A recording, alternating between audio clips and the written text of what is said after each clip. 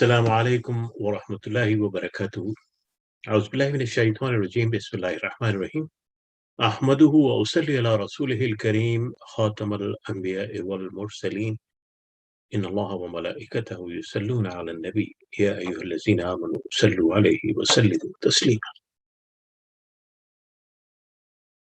Welcome back to the program jointly sponsored by the World Council of Muslims for Interfaith Relations Stand with Dignity and IslamiCity, based in Culver City, on sacrifice and reflection in the and reformation in the context of the tragedies that took place in Karbala some 1400 years ago, and that still echo in our minds and in our hearts. For the last several days, we have been talking with different scholars from the Shia and the Sunni communities about issues that we face in this country. We talked about homelessness. We talked about we call the racism. And today we want to focus on the issue of poverty, because the struggles of Imam Hussein was for justice and was for bringing reformation that involved the upliftment of the life of individuals who were living in that area and under the domain of what was called the Muslim state. So the poverty, of course, is one of the issues that impact a large number of people. We know that in this country, approximately 10.6% of the population is declared below the poverty line, and that poverty line is arbitrarily decided by the government. It was in 1964 that Lyndon B. Johnson declared war on poverty. And immediately after that, we came up with the definition. We asked people how much they would spend minimum for the diet. And then we multiplied it by 3 to come up with a figure. At that time, it was $3,900 that was considered the poverty line. In 2021, that figure has reached to approximately $26,000. But if we calculate the numbers given by various other poverty-related groups, you find that the actual amount is 56,000, and that basically increases the number of those living below the poverty line in 24% or more than 24%. And the number of Muslims, of course, especially those who are living in inner cities and those who are living, in the African American communities, is much higher than the 17 or 10.6%. If you calculate the number, you would find that among Muslims, that number reaches to 17%. If we calculate 17, 10 point, $26,000 figure, and if we calculate $58,000, that number reaches nearly 33%, and that's a huge number. Yet the Muslim community is said to be one of the most flourishing and most prosperous community. And the Quran is very specific about those kind of things. It addresses the issue of poverty. It addresses the issue of, what you call the powerlessness of the people as far as the economic and financial resources are concerned.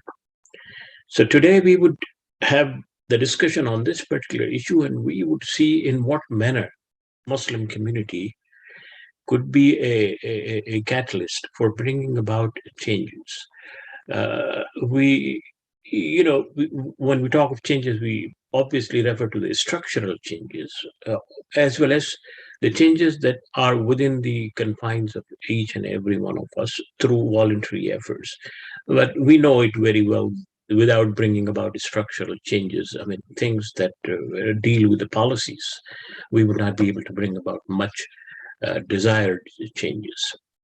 So I think I would invite Dr. Walji, who is the co-host of this particular program, to introduce the speaker and to share his vision and his perspective, and then we would have our guest speakers talking about those issues, and then we will inshallah, move forward in the direction of the discussion.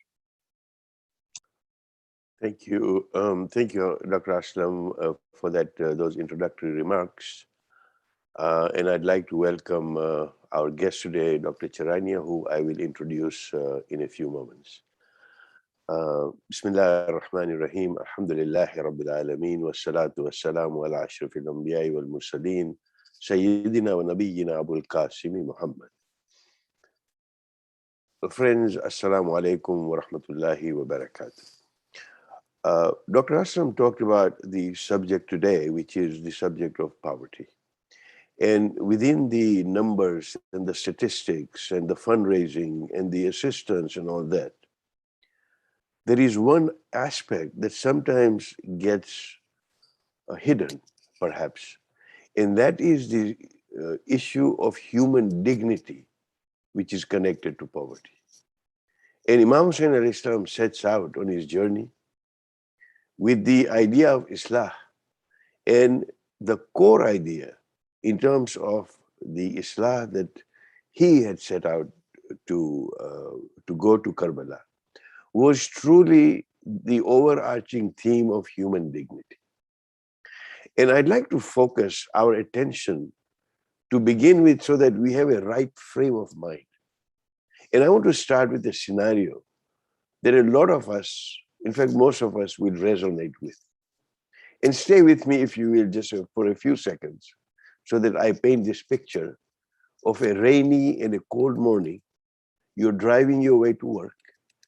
And as you wait at a red light, you look across the intersection and notice an older gentleman carrying a garbage bag, wearing no coat, carrying no umbrella, and getting soaking wet in the rain. You look closer. He's walking in shoes that are perhaps completely ripped apart at the soles. The traffic light turns green. You drive on with pain in your heart. You get to the office and the rest of the world takes over. How many of us can admit that on just one day, you make that split-second decision to turn your car around from the direction that you're heading and follow this gentleman? I'm ashamed to admit that I'm yet to do that. Some might say, well, this is a systemic problem. What difference can I make by doing that on that day? And truly, just as a lizard was trying to put drops of water to cool down the fire of Namrud, that lizard was told, what difference will it make? And the lizard said, on the day of judgment, I will tell my maker that I tried. And the idea of human dignity is something that is so important.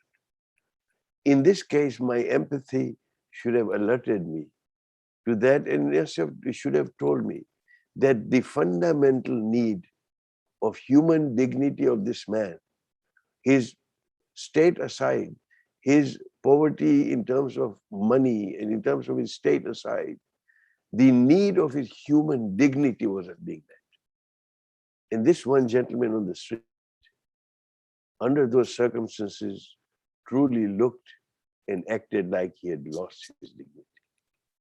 I dare say that poverty, strife, hunger targets our very human dignity. That suffering, that lack of security, seeing it up so close perhaps suggests that often we do not look closely at those facing hunger and poverty because on some primal level, perhaps it ignites the fear in us of our own human condition. Allahu Alam, he knows better. You know, on the Declaration of Independence, we are given certain inalienable rights of life, liberty, and the pursuit of happiness. But as a member of human species, we are born with even more basic rights. The primary one, as I said, being the right to human dignity, to which food, clothing, and shelter are fundamental, but it is really the idea of that human dignity. The existence of the poor and the rich in the world is as old as humanity itself. And if the ancient civilizations that we find that both the upper and the poor classes become defining parts of that society. In different eras across history, many attempts were made to eradicate poverty, but with little or no success. Today, the gap between the rich and the poor is increasing at an alarming rate. On the one hand, we have the elite, which has easy access to all the necessities and luxuries. However, on the other hand, we have a great majority of people, termed as poor, living from hand to mouth. And in theory, from our pulpits, our Jummah khutbahs, we are told that Islam promotes the elevation of human dignity through its practice, such as giving the mandatory charity to help the poor, meaning zakat, with these basic needs of food, shelter, clothing, education, and of course the voluntary charity, sadaqah. And we believe that this obligatory giving called zakat is actually the right of the poor and not just something that's nice for us to do. That we aren't doing a favor to the poor, but rather they are doing us a favor by helping us fulfill our obligations. A question that begs the answer is, despite the strong emphasis on sadaqah and zakat, the poverty in the majority Muslim lands is not an exception. In fact, all the more so. Why? And this will be our first discussion. And the second discussion is that there is a perception, as Dr. Aslam mentioned, that Muslims in America fare better socioeconomically than other minority Muslim populations around the globe. That American Muslims are well integrated in the mostly so-called mainstream, in the ever-expanding universe of successful Muslim entrepreneurs helps further this narrative. But these perceptions mask the tale of American Muslim poverty. The ISPO's 2018 American poll shows us a different picture. The research found that 18% of American Muslims report a household income of above 100,000 compared to 31% of Americans generally. But 33% make less than 30,000, the poverty level that we talk about, compared to 24% of Americans generally. A level below the federal poverty line, depending on the household size. So, as discussed previously, American Muslims are incredibly diverse, and if we examine the demographic factors, Black Muslim households are more likely than any other Muslim racial group to earn less than 30,000 a year. More racial parity exists at the higher end of the income spectrum, with Arab households only slightly more likely than other Muslims to report incomes of over 75,000. So the second question we need to address is, what can be done right in our own backyard? And that brings me on to introducing our guest today. Inshallah, we will discuss these two subjects with our guest and my co-host, Dr. Aslam. Dr. Charania, born in India, raised in Pakistan, educated in the UK, and now in the USA, is truly an international citizen. He is a surgeon, a lawyer, and an author, as well as a keen student of comparative religion. He studied Christianity, Hinduism, and Islam under the religious literacy at the Harvard X. His impressive accomplishments as a passionate humanitarian include consultancies at UNICEF and World Health Organization, as well as research at the International Council of Iodine Deficiency Disorders, helping and has worked on the eradication of IDD from the mountainous areas of Pakistan. In addition to his position as faculty of the Aga Khan University Hospital, Dr. Charania has held many leadership positions in the Ismaili Muslim community for the last 6 decades. Presently, he chairs the advisory board of the Ibn Sina Foundation, and also is on the advisory board of the North American University. He's president of iHelp, and is on the board of iSeek and CU'd the North American chapter, and a trustee of the Eternal Gandhi Museum here in Houston. Dr. Barkat is particularly concerned about the growing poverty, inequality, and injustice in our society, which needs, an urgent redressal. So with that, we welcome Dr. Charania. The floor is yours. Thank you very much. Assalamu alaikum, everyone. Thank you very much, Dr. Walji, for this generous introduction. And thank you, Dr. Aslam Abdullah and Dr. Hasnain Walji, to invite me to be on this discussion series, which is discussing about sacrifice of Imam Hussein and the Reformation. Thank you again about the introduction. I'm only, as I said, as Dr. Walji said, I'm a student of comparative religion. And that has been my interest right from almost from the school days because of various reasons.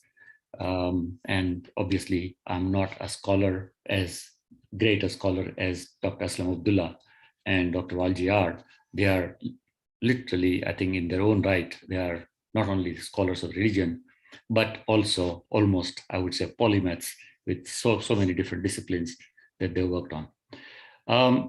Basic objective for all religion, as I've always said, from the temporal aspect is, aside from the spiritual aspect, which is different, on the temporal side, morals, ethos, and value system is what every religion teaches us.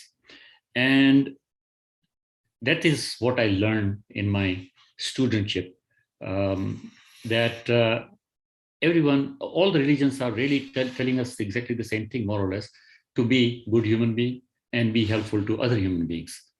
And in doing so, I would say all the religions are more or less similar in terms of teachings. And what it taught me is that I think we should respect every single religion, and everyone should stick to their own parents' religion, and no one should be really made to change their religion if possible. With that, let's come to the subject of poverty, which is at hand. Subject of poverty is being discussed almost all over the world. It's a global issue, as Dr. Aslam Abdullah just now said, and he gave us some stark sort of really statistics, which are of the kind which we need to really look deeper into it and see how we can be helpful within the community, outside the community, and perhaps in the at the national level. What can be done, how it can be done, and to be able to resolve this issue if possible. That is really alleviation of the poverty, which is a big job. But whatever we can do, whatever the dent, as Dr. Walji just now said, well, make a difference. Whatever you can do, whatever I can do, everyone should be able to do it, and should perhaps make sure that we make our honest effort in doing so.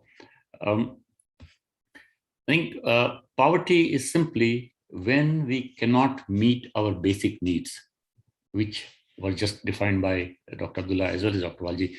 Those basic needs are the food, shelter, clothing, education, and health.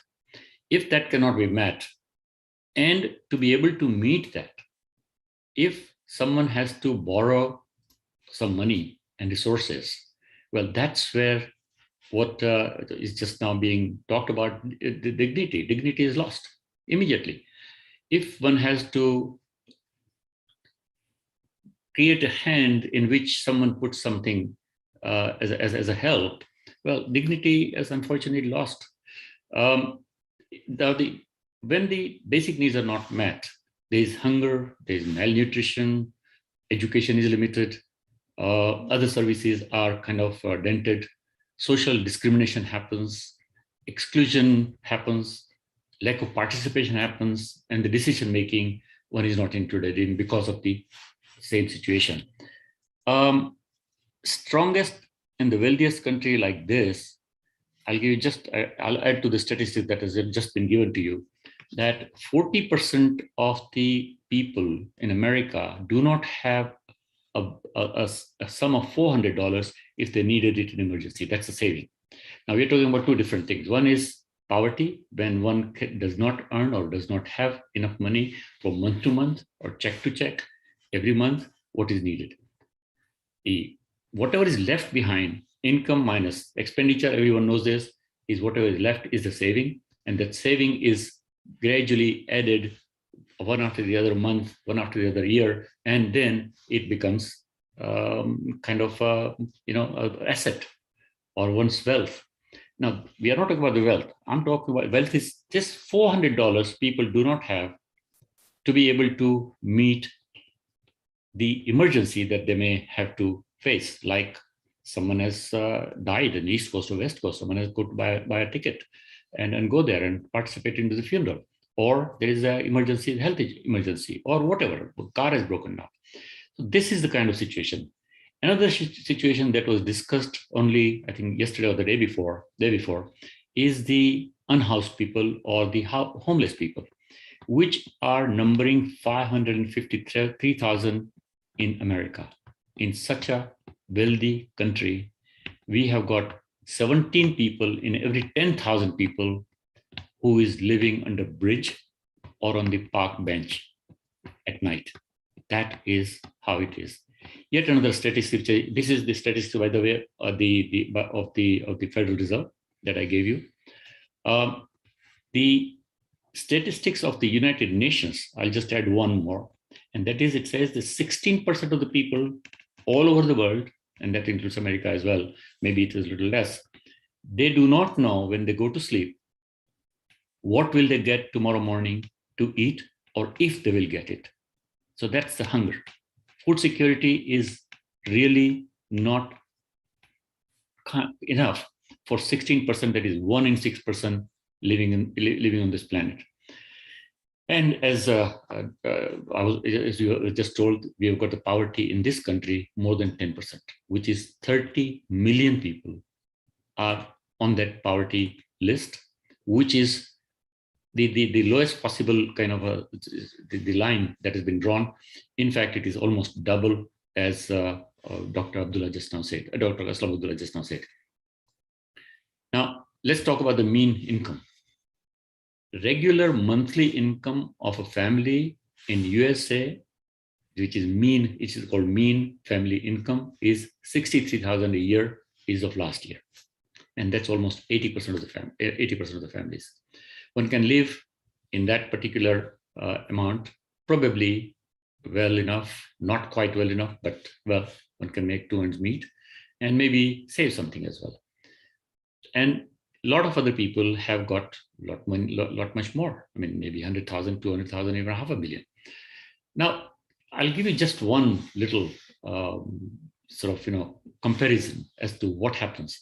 You must have heard a lot of people are billionaires, and particularly Jeff Bezos is being talked about, that he has added to his wealth, sitting at home perhaps, or doing whatever he's doing, not doing something with his hammer or really doing any labor. He has added almost just under $1 billion in his wealth in this COVID year, in this year that we've all been suffering.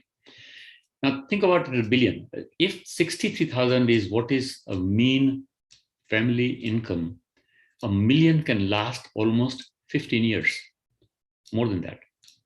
And $1 billion will last 15,000 years. And I repeat it, 15,000 is not a mistake.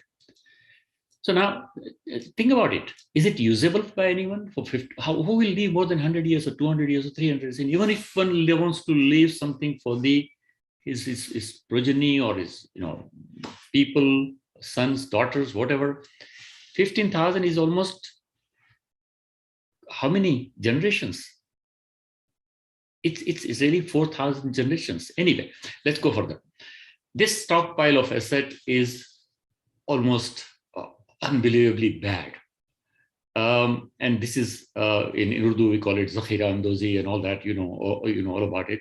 This is not allowed in any positive law of any Zakhira Andozi, any stockpiling, but it is done, and we just look at it and think about it. Do not think about it much. Now, leaving that kind of money for your leaving behind, for people who are left behind, it just makes me think, and I'll probably ask this question to hosts and everyone who is involved in this discussion: have we lost the confidence in God Almighty Allah that He will not be able to, or He will not give us food tomorrow? And have we lost the confidence in our children that they will not be able to look after themselves? Think about ourselves. I mean, we are almost all of us, I would say good 90%, 95%, or even 98% are better than what we were at the age of 20, 25, or 30 in terms of money, in terms of resources. So why would our children not be able to do that? What I'm trying to arrive at is that collecting this kind of money and then leaving it behind is not all that necessary. Yes, again, I will not say one should not collect money at all and one should not leave anything behind. But I think it's probably this is beyond beyond correct, beyond right, beyond really acceptable. So that's the second thing. Now, one thing that I perhaps add here, that our absolute iman in Allah is that He has created this kainat, not only this planet, not only this planetary system, but the universe, all the stars and its planets, wherever they are. Now, when He sent Hazrat Adam and Bibi Hawa here, the whole planet was available to two people, all the resources of it. Now, when their children and their children from 2 to 4 to 400 to 4,000 to 400,000, the globe or the planet was still available to them. Now, somehow, somewhere, we started becoming possessive. We started being selfish. We started being greedy, that this is what I want, this is what I need. Tell me, I'll just ask a question. For example, with all the copper in the world, which is a lot in Zambia, who allotted Zambia to those people living there?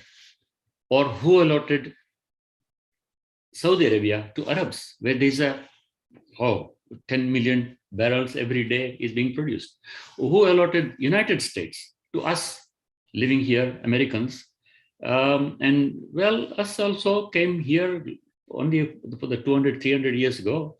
Before that, there were indigents.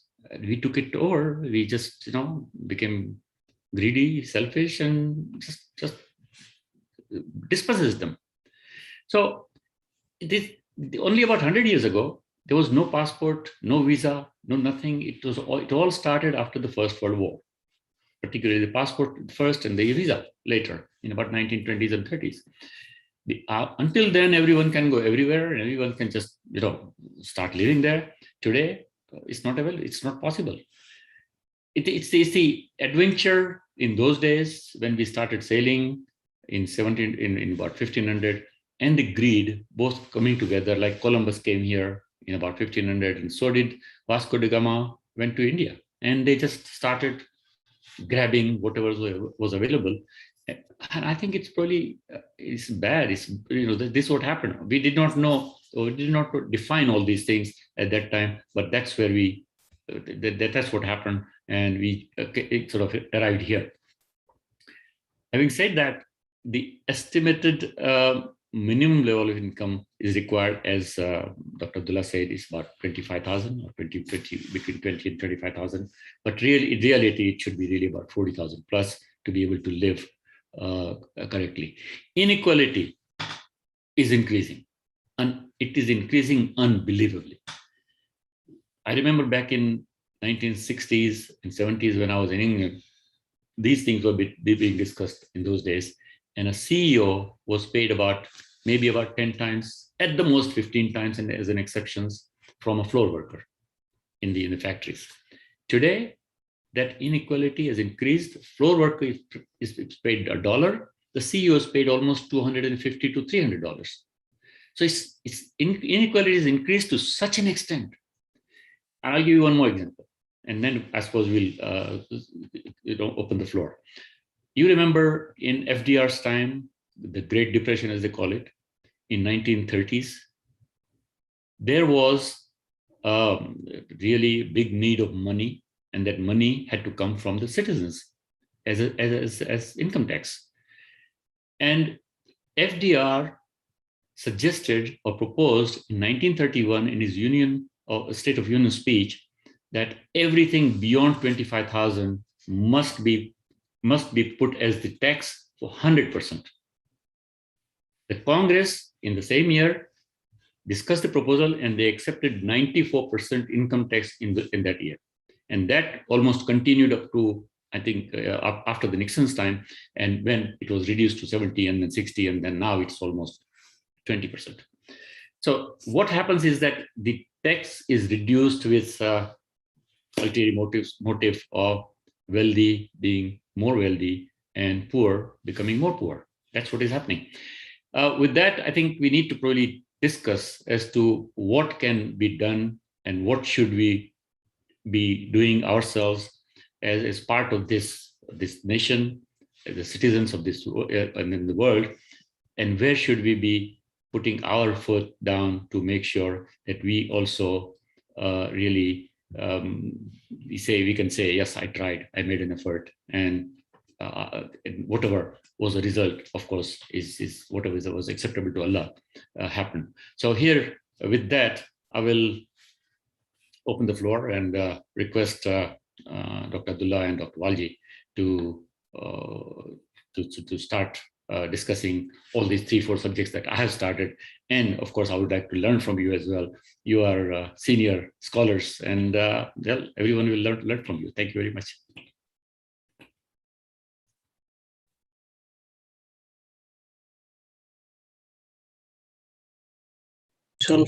Thank you very much for your wonderful presentation. In fact, you gave wonderful figures about the billions and that are owned by these rich people. I was looking at the numbers that have been issued by banks, that if the interest money of the deposits of the royalty in the Gulf is used to feed the hungry and to raise the the status of people who are living in the poverty line to above the poverty line, perhaps that money can be used for the next 3,000 years.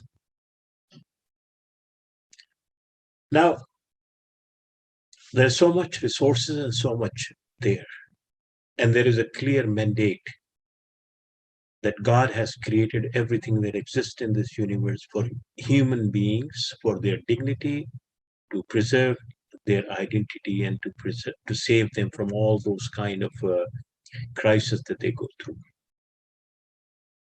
But what is very disturbing, that in the literature of Islam, and I am referring to the literature that was produced by the Salaf, and I'm referring to the literature that was produced by modern scholars, we do not find much emphasis on the issue of eliminating poverty.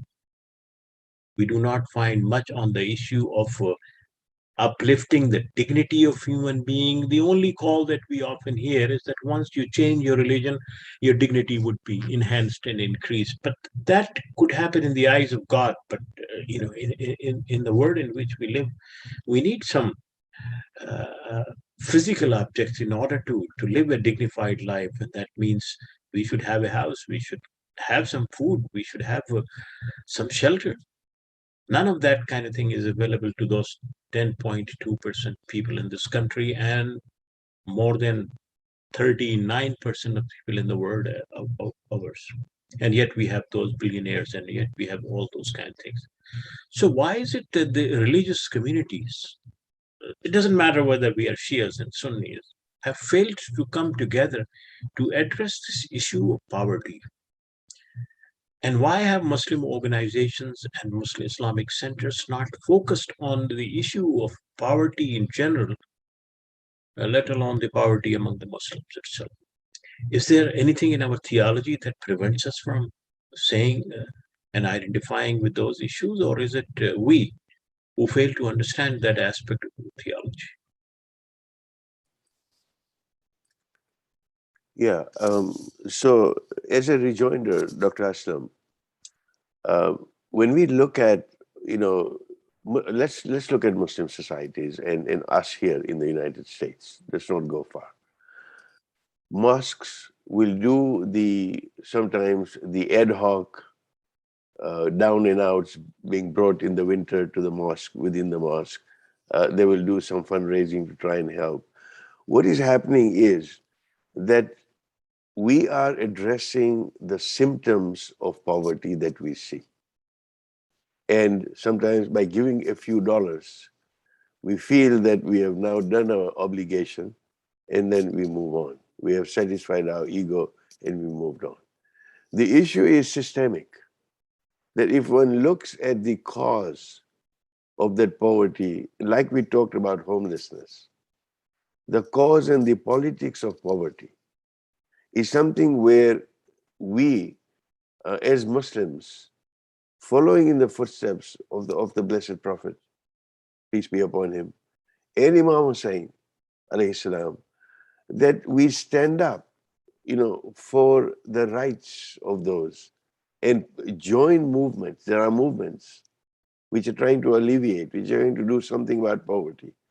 We remain in our cocoons and we then mouth platitudes to say, but zakat is the perfect system. And if we all were to pay zakat, then there will be no poverty in the world.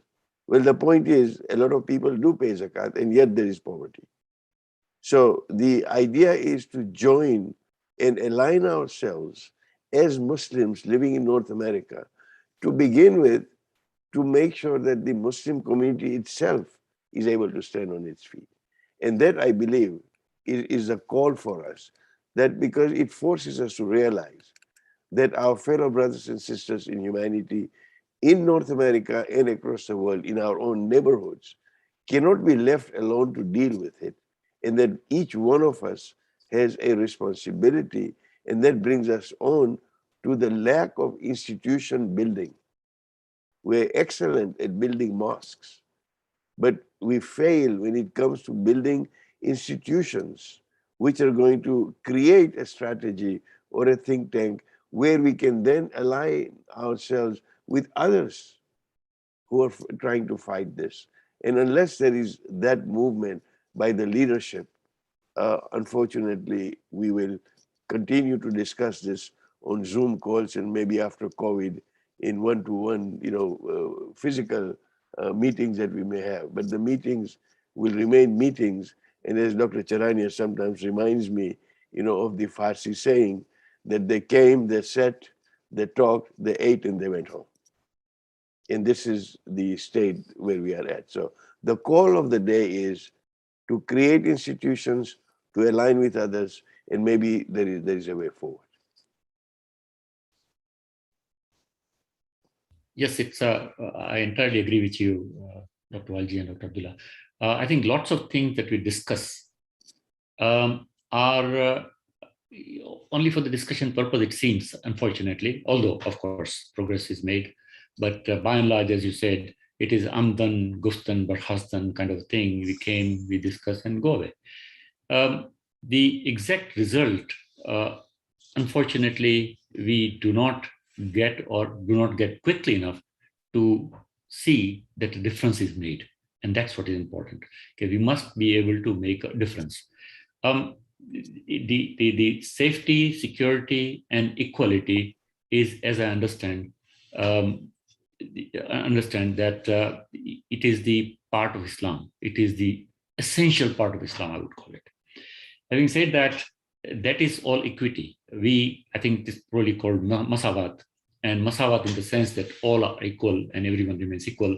And to be able to do so, if someone is in trouble, someone is really needy, he should be helped. And that is one of the examples that I think I was reading only a few days ago about Hazrat Ali giving away his ring while being in ruku, while being in prayers. And that's what he did. So if that is the spirit that is being shown, and that is being shown for us to be able to emulate, to copy, how is it that we have either lost it or we have not been able to carry it forward? I think this is what is necessary, and we need to really make sure that we do carry it forward, we do remember it, and do whatever is necessary. So let me pose a question to both of you, and to Dr. Aslam in particular. You have been in the trenches, living in California, and you have been an activist. What would those baby steps be in terms of alleviating, within the mosque, as an imam in a mosque, what would you do, or what do you do, and what can mosques do? Because we need to go to some practicalities in terms of what can be done. But the Muslim organizations and some of the Muslim masajid have started distributing some food on a weekly basis to the homeless people or the poor people and all those kind of things. But they have it has no impact. I mean, besides, of course, feeding a few individuals here and there. I think one of the issues which they have not yet looked at is that the amount of the zakat that Muslims can generate in this country every year runs into billions. And the amount of the Eid al-Fitr zakat that the Sunni Muslims generate also runs into millions. If that amount of money that comes through zakat, that comes through zakat al-Fitr, is pooled to address the issues for poverty in this country in terms of creating jobs, in terms of creating projects that would take the people out of the kind of debt that they have been living in, and to provide them some kind of security, then definitely Muslim community can make itself a benevolent community in this country, a community that is dynamic in terms of addressing the issues. But first of all, the Muslim organizations and the Muslims in this country do not have a unified zakat system. Secondly, whatever system we have, it is not transparent. Thirdly, there is still an ideological debate among Muslims whether the money should be spent on non-Muslims or should be spent only for Muslims. Now, with this kind of narrow understanding, you cannot live the universality of a religion. You cannot. Because you are defeating the very purpose of the universal message and universality of the message and the universal application of the message by confining yourself to a particular sect or to a particular group and to a particular community. And this is the dilemma that Muslims have, that they have not acted as a universal community. They have always acted as a narrowly defined and very limited kind of sectarian community that concerns only people who are within its own circle and shell. And unless we change our perspective from a theological perspective, as well as from a practical perspective, we can say whatever we want to say about our religion, and we can quote whatever we want to quote about the Prophet and about the Imam Hussein. Things are not going to change. Let us be very clear about that. And America is perhaps one of those few countries which inspires us that things can change. The theology can be challenged, and ideas can be implemented, and change can take place in the practical sense of the term. So if the scholars of the two communities or activists of the two communities come together and then work to address these issues that we have been talking about, whether it is poverty and homelessness, rather than talking about whether what was done in the last 1400 years is justified by Muslims to themselves, we will never reach to any kind of conclusion. These things, those people who have made up their mind, they would never change their minds. But if we come together to address these issues, then perhaps we can develop confidence on each other's ability to bring about changes in the society as a whole. And then universality of the message of Islam can be lived on. But right now, I think the kind of status that we have, we can't even take care of our own self. Look at the crisis that we have, that Muslim organizations, relief organizations generate close to $1 billion every year in this country. 90% of that is spent outside the United States. While we have poverty among African Americans, while we have more than 30 or 40% African American men incarcerated, where the poverty looms so large that they are unable to feed themselves. Homelessness is quite rampant. All those kinds of issues. So a community that does not even understand its own universality and does not live that universality within its own theology, it cannot be of much help and much support to the communities, regardless of what we say about ourselves and how much we pat ourselves for feeding 100 people or 200 people. Yes, it's better than nothing, but this is not this community was expected to. And I think perhaps we may have to look at our theology also. We may have to look at our own way, the way we define our universality. Dr. Charania. Yes, I think this seems that we are defining the issues or issues at two levels that can be addressed. One is getting interfaith cooperation, unity, and making sure that we can all do it together. But day before yesterday, or yesterday, I think Dr. Hux, what he told me, I'm normally an optimist, almost a stubborn optimist. But what I heard from him, it was really distressing that we probably cannot work together, and we've not been able to work together. But I think one has got to keep on trying. That's one. Secondly, I think at the level of one-to-one basis with people, we have to try and make sure that the opportunities are available to people who need it. Those who really cannot meet the needs, they are ready to work, but how can they work if they haven't got the opportunities? Opportunities have got to be made available to them. Education, which is a necessity in this day and age to be able to do anything, that should be made available to them. If necessary, a capital must be made available to them if someone wants to do a business. Know-how is yet another thing, that know-how about a vocation or a profession or work, any work. Psychological support, encouragement, motivation. I mean, there's so many different things that can be given on one-on-one basis. And that is, for that, we need unity within ourselves and try and make sure that we then provide these things to those who deserve it, those who need it, and make sure that they are standing on their own feet and they do not have to extend their hand to someone else to ask for some help.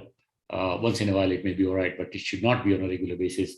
And we should be able to do that in this country, particularly where it's such a large wealth is available and resources available. Thank you, Dr. Charania. As we come to almost time, we have about 8 or 9 minutes to go. I'd like to take this discussion at a spiritual level, because obviously we see the challenges, and whether we are able to accomplish this would depend on whether we come together as one single Muslim community in North America, looking at our Muslim brothers and sisters who are marginalized, and we need to build institutions. We need to create that environment. And in order to create an environment of that nature, there is also some place for spirituality to be able to have that passion, or for that passion to touch us. Because on the one hand, poverty can mean failure to generate wealth, which is what we have just discussed. On the other, poverty in terms of spirituality also is a reflection on our limits. And as Dr. Charania mentioned, that sometimes we lost that hope that the Razak is Allah, that He's going to provide the risk. That this is a reflection on our limits, of our absolute need and a feeling of reliance on Allah. And that actually leaves no place for any kind of even arrogance or self-admiration for those who have. And because whatever we have, or whatever is at our disposal, we need to understand belongs to God and has been given to us as a trust for a short period of time, be it the copper in Zambia or the oil in Saudi Arabia. This is a trust that humanity holds to be able to do something. And as we are in these days of Muharram, and looking at the social justice movement that was started by Imam Hussain alayhi salam, in one of his famous du'as, which is called the Dua Arafa, and the du'as of the Imams were teaching moments for us. And in that Dua Arafa, he says, and I quote, that what can I bring when I want to come to you? Ya Allah, what can I bring when I want to come to you? Can I come with my ears, my eyes, my tongue, my hands, my feet? Is not this the case that all of these are gifts that you have given me? So what am I coming to you with? And then he says, and this is astounding, the more we reflect on these words, it tells us as to the arrogance must go away and that possessiveness needs to go away. When he says in that same dua that how can I be poor when you have made me rich with your generosity? So there is that upliftment of human dignity that we talked about, that whatever the state may be, there needs to be also a place where that human dignity is given through that inspiration, because we're all needy. Only God is rich and free of need. And many people do not understand this, but Imam Hussain declared that he totally understood this, wanted us to understand it, and he wanted to use it as a means to get nearer to God, which really also is part and parcel of spirituality. The holistic faith that we have when we serve humanity is not only physical, it's not only material, but it is also interacting with our fellow humans at a spiritual level. That man that one would see in that rain with tattered shoes was also looking, or is also looking for some solace, some spirituality, some human dignity, and we also have that we are able to share. So this is obviously something that we need to look at, because great emphasis has been put on spiritual poverty. I mean, Rumi goes on praising those who are humble in themselves in contrast to those who are arrogant. In the example of someone who has not established humbleness in themselves, Rumi says, is like the one who drinks poisonous wine. In the beginning, he may feel happy and joyful, but after a few minutes or after a while, he will certainly collapse.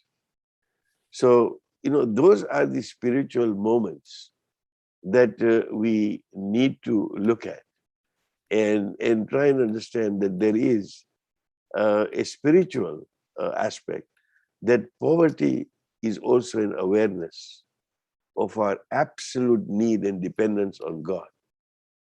Had He not been merciful and He not given me the blessings, I could have been standing on that street corner in the position that that man was. And as long as we are cognizant of that need, then that sense of poverty, which happens to be a spiritual gift in some ways, needs to be maintained forever. So this is a reflection on my part in terms of the spiritual part of poverty, which cannot be left undiscussed when you are discussing physical poverty. And we'll take some last comments, both from Dr. Aslam and Dr. Barkat, before we close. Let me, if I may, let me try and connect what you said just now about the spiritual versus the physical aspects of the two things. For example, and a lot of us sit in the so-called bandagi, or whatever we want to call it, yoga, or a number of people do that, and they try and keep their thoughts absolutely, all the thoughts out of the mind, and just talk about or think about or just keep on doing it in the sense of that bandagi or that zikr, or we just keep on doing that in the name of Allah. And we also always find, by and large, that we cannot concentrate more than a minute or two or three or four at the most, and something creeps into our mind. So it really proves in a way that thoughts are not in our control. So if the thoughts of being able to do something, a project, or being able to be a doctor or a lawyer or a business, so those thoughts are also really given by that Almighty into our brain. And that's what we follow. So if those thoughts makes us successful and collect a lot of wealth, that is also a trust that has been given to us by Almighty Allah. And I think it is incumbent upon us that we share it with that creation of God Almighty, which is all around us and there needs to be fulfilled, which are not fulfilled. We must share our successes with them. And that's, I think, what you are saying, spiritual. Well, connect the spiritual with the physical and make sure that you can do it, and we should do it. Some final words of wisdom. Yes, I fully understand what you're saying, but I think the power elites have often tried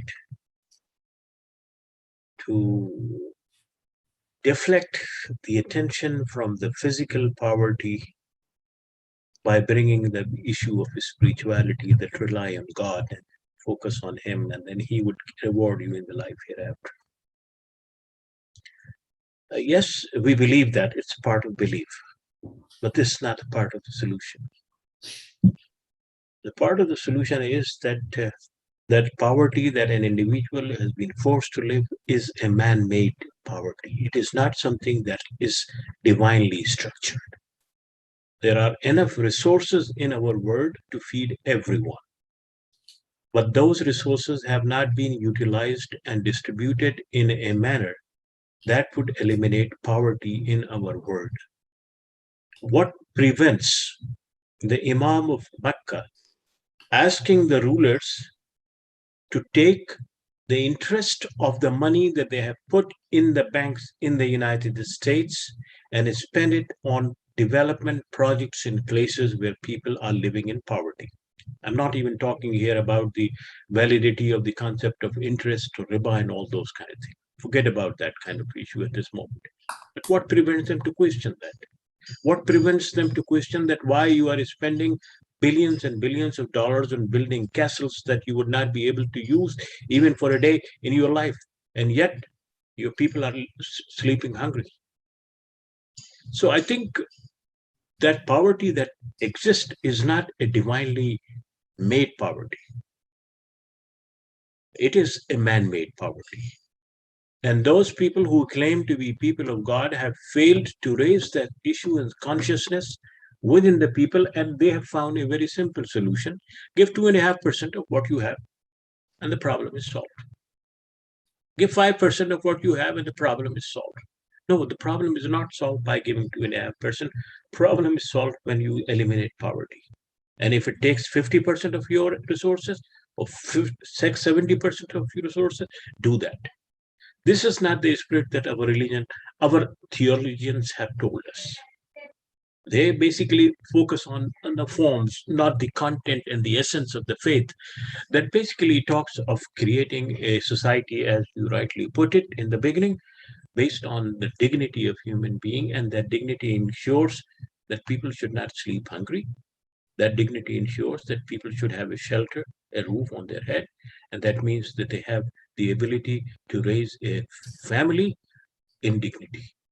And those things are not available to those 10.5% of people in this country and nearly 39% of the people in the world over today. And yet we have churches, we have mosques, we have synagogues, we have temples, and everyone is singing the praise of God. So there is a dichotomy, and the dichotomy is with us, not with God, not with the resources of God. And I think that is something that we need to realize. And those who realize that they are limited, they do whatever best they can do, but they can't change the structures. They can't change the system. And, theologians who keep on telling us they cannot even question the power elites because their sustenance is dependent on them. So with that, inshallah, we come to a conclusion, and hopefully we will have Dr. Charania again and again on our shows and our discussions, because the path that we have taken would not come to an end by the end of the 10th of Muharram. It would inshallah continue. Thank you very much once again, Dr. Charania, for your wonderful presentation and your graceful acceptance of our invitation. And thank you, Dr. Walji, for introducing him to the IslamiCity audience. So with that, inshallah, we would conclude tonight's program, and then let's recite Surah Al-Asr. أعوذ بالله من الشيطان الرجيم بسم الله الرحمن الرحيم والعصر إن الإنسان لفي خسر إلا الذين آمنوا وعملوا الصالحات وتواصوا بالحق وتواصوا بالصبر. Allah subhanahu wa ta'ala, we ask you to help us understand your faith in the right manner and give us the inspiration to live it in our lives. Subhana Rabbil Izzati amma yasifun wa salamun ala al-mursalin.